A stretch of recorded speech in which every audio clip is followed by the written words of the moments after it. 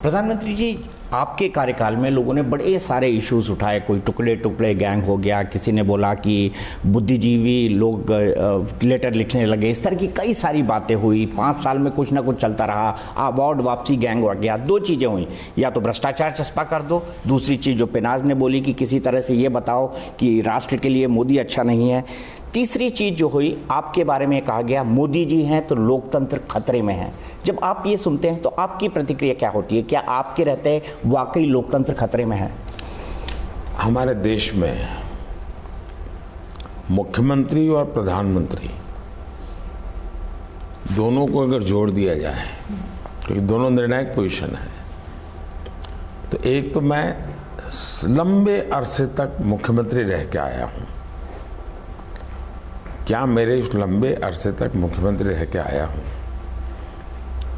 तो रोज कई निर्णय करने तो पड़ते होंगे, बहुत फैसले करने पड़ते होंगे।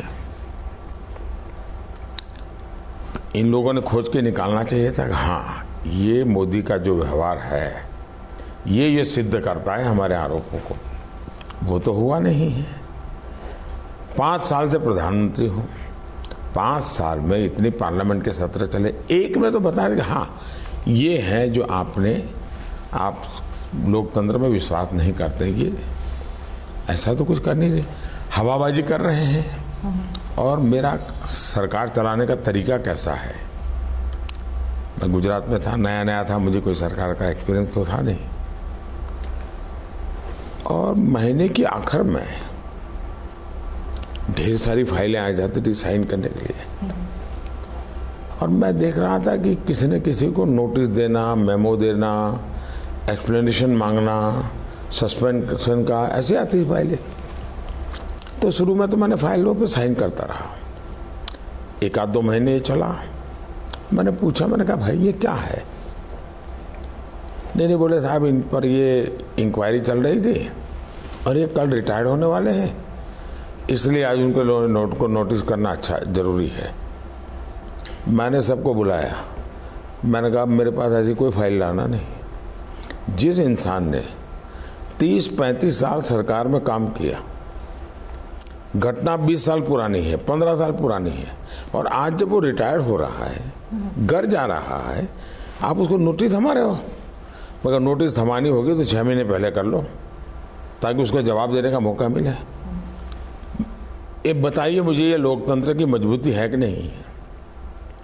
और फिर मेरे यहाँ गुजरात में मैं इतने साल रहा, कोई हिम्मत नहीं करता था किसी सरकार अफसर को घर जाते जाते समय उसकी जिंदगी बर्बाद करना। तो ये सारी चीज़ें ऊपर से हमने लोकतंत्र को मजबूत बनाने की दिशा में अनेक प्रयास किए हैं। गुजरात का स्थापना दिवस था, 50 साल हुए गुजरात को। सभी पार्टी के लोगों को मैंने असेंबली बुलाई थी। जितने भी एमएलए रहे, रिटायर्ड हो गए, सभी पूर्व मुख्यमंत्री, सभी पूर्व मंत्री, सबको बुलाया था हाउस में, और सबने बैठ करके साथ मिल करके गुजरात की गोल्डन जुबली ईयर मनाया था।